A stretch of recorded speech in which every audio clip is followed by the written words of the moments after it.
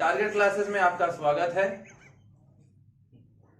Target classes maths और physics की online classes आपको तक के मुहैया कराती है। यूट्यूब चैनल में ये आप मेरी पहली कोशिश है।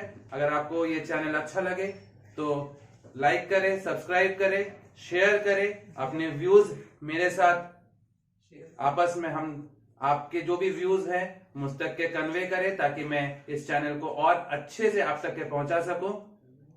उम्मीद है आपको मेरे वीडियोस पसंद आएंगे, तो जरूर जरूर जरूर लाइक और सब्सक्राइब जरूर करें और अपने दोस्तों, अपने फ्रेंड्स को भी इस चैनल के बारे में बताएं। धन्यवाद।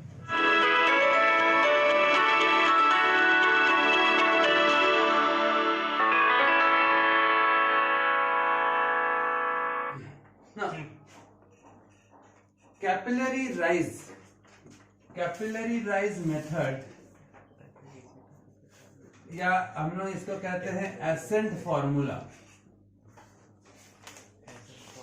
जो लिक्विड जो राइज कर रहा है इन कैपिलरी ट्यूब, एक नैरो कैपिलरी ट्यूब है आपके पास, और उस नैरो कैपिलरी ट्यूब में लिक्विड ऊपर की तरफ चढ़ रहा है या वो फॉल भी कर सकता है। जैसे कि अभी आपने देखा था कि अगर cohesive force is greater than adhesive force, then liquid will fall down in the capillary tube.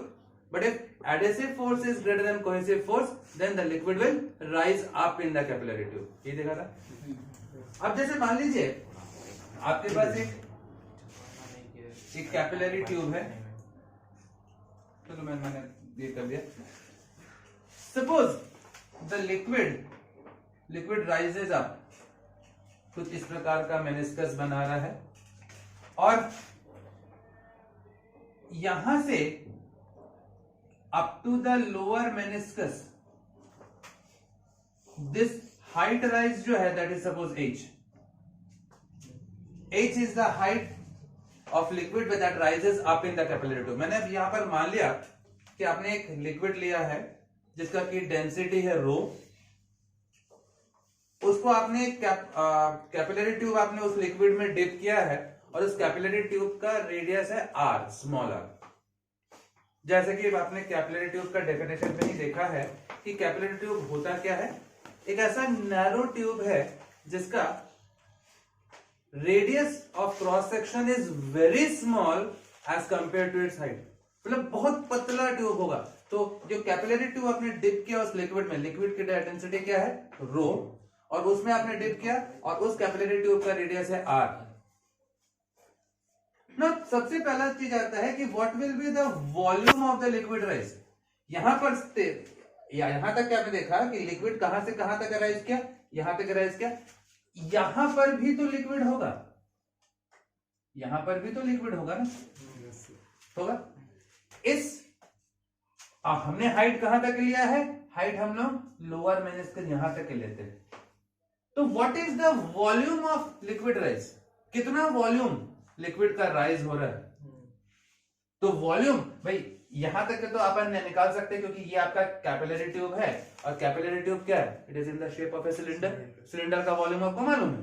तो वॉल्यूम ऑफ लिक्विड राइज क्या हो जाएगा, volume of liquid rise, volume of liquid rise that will, यहां तक के क्या हो जाएगा, that will be the volume of the cylinder. तो volume of cylinder pi r square h, r is the radius of the capillary tube and h is the height जहां तक है वो लिक्विड राइज किया। लेकिन क्या आप इसके वॉल्यूम को नेग्लेक्ट कर दोगे क्या, ये तो संभव नहीं है। इसके भी तो वॉल्यूम को आपको लेना पड़ेगा। हमने अच्छा ये जो है रेडियस कितना होगा, स्मॉल r होना चाहिए, ठीक।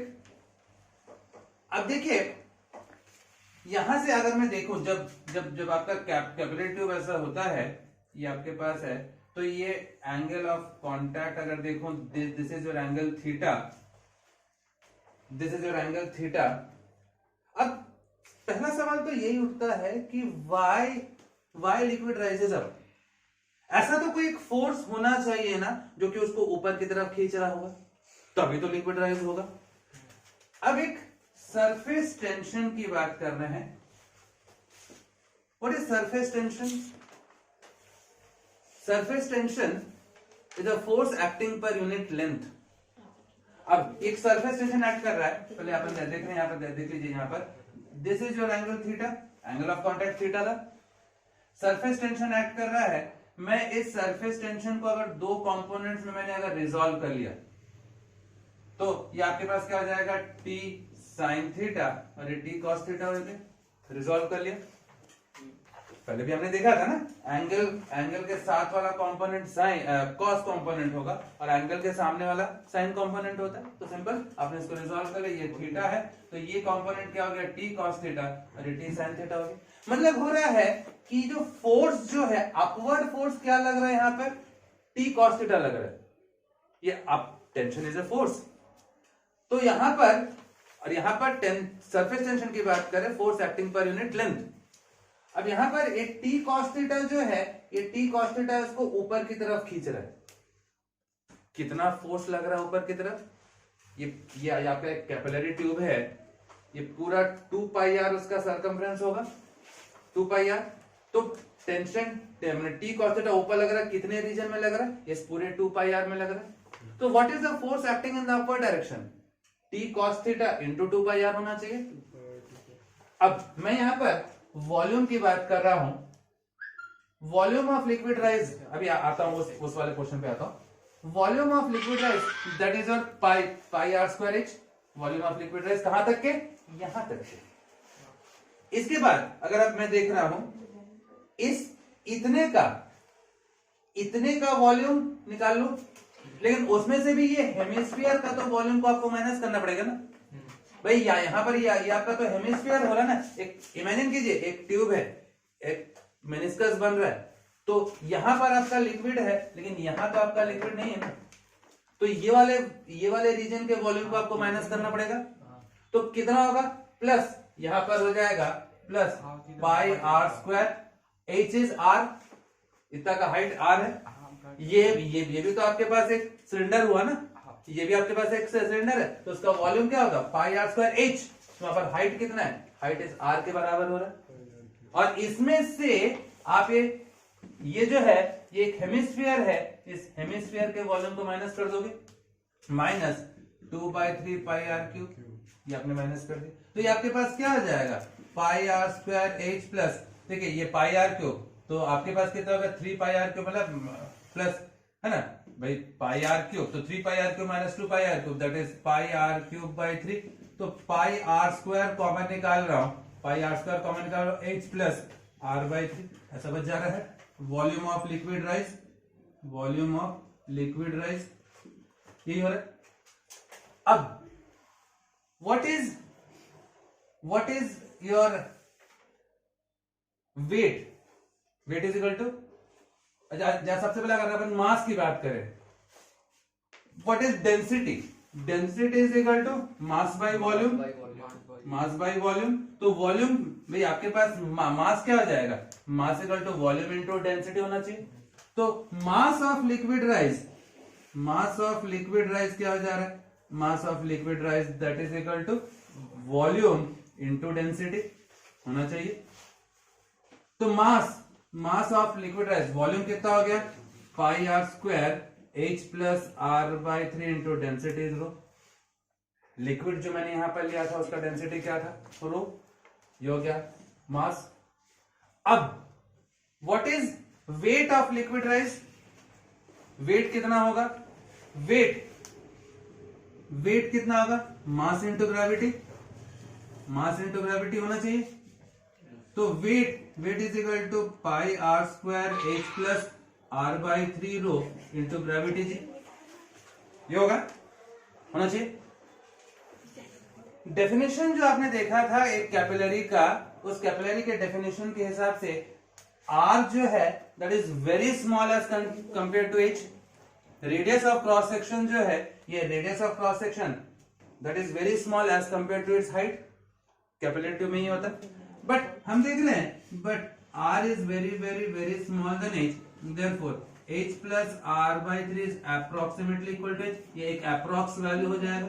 हम क्या करेंगे, ये h plus r by 3, r का वैल्यू बहुत छोटा है h के कंपैरिजन में, इसलिए h plus r by 3 is approximately equal to h, क्योंकि r by 3 को अपन नेगलेक्ट कर दे रहे हैं। तो आपके पास क्या क्या आ जाएगा, आपके पास वेट आ जा रहा है pi are square row G, ऐसा आ गया pi are square rho, pi are square sorry यहाँ पर एच भी आएगा ना, pi are square H rho G ऐसा आ जाएगा। यहाँ पर H plus R by this approximately equal to H. ये हो गया आपके पास क्या, वेट जो है, वेट ऑफ लिक्विड, ये जो वेट है। अब what is the force that is acting in the upward direction, weight कहां एक्ट करता है, वेट डाउनवर्ड है, डाउनवर्ड। ऊपर की तरफ कौन सा फोर्स खींच रहा है, force acting in the upward direction, force acting upwards, force acting upwards कितना होगा, that is T cos theta into 2 pi r होना चाहिए। ये टी कॉस थीटा उसको ऊपर की तरफ खींच रहा है, और किस रीजन में खींच रहा है, इस पूरे इतने रीजन में खींच रहा है, तो T cos theta into 2 pi r, ये आपके पास इक्वेशन नंबर 2।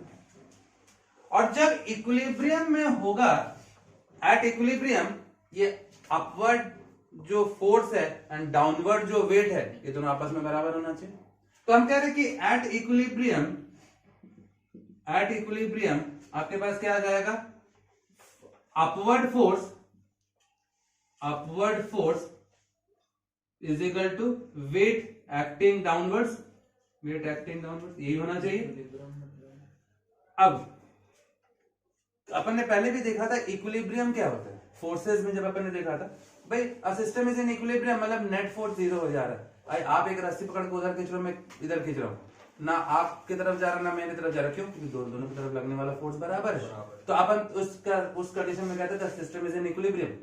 तो यहाँ पर अपवर्ड जो फोर्स लग रहा है और डाउनवर्ड जो वेट लग रहा है, एट इक्विलिब्रियम क्या होगा, बराबर होगा। अपवर्ड डायरेक्शन में फोर्स क्या लग रहा है, अपवर्ड डायरेक्शन में फोर्स लग रहा है T cos theta into 2 pi R, और वेट एक्टिंग डाउनवर्ड क्या लग रहा है, pi are square H rho G. यहां से ये पाई और पाई कैंसिल, एक आर कैंसिल हो गया, तो आपके पास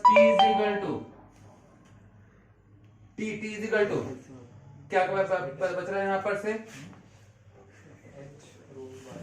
अब आपके पास H R rho G upon T cos theta, 2 T cos theta, ठीक है। अब यहां से एक काम करते हैं, टेंशन या जो आपके पास टी जो है, ये क्या हो गया, सरफेस टेंशन। अब मुझे क्या चाहिए, मुझे चाहिए कितना हाइट राइज हो रहा है। तो हाइट राइज अगर मैं यहीं से निकाल रहा हूं, हाइट राइज की बात करूं तो हाइट राइज कितना हो जाएगा, h is equal to 2t cos, अब आपके पास नहीं, यहाँ पर से मैं टी को क्यों लाया, ये तो टी तो नहीं रहेगा ना, t is equal to 2 cos theta divide हुआ था ना, ये 2 cos थीटा आपका डिवाइड हुआ था। मैं अगर h निकालना है तो h क्या हो गया, क्रॉस मल्टीप्लाई कर दो, h is 2t cos theta upon r rho g, height rise क्या हो जाएगा, 2t cos theta upon r rho g. This is the height of the liquid rise. अगर आपको आज का मेरा ये वीडियो पसंद आया हो तो कृपया इसे लाइक करें, शेयर करें, सब्सक्राइब करें मेरे चैनल को। अगर आपका कोई कमेंट अगर है इस वीडियो पे तो जरूर मुझे अब अपने कमेंट से अवगत कराएं। कोशिश करूंगा कि नए टॉपिक के साथ हर रोज आपसे मिलूं। तो आज के लिए बस इतना ही, फिर से मिलते हैं अगले टॉपिक में अगले दिन। नमस्कार।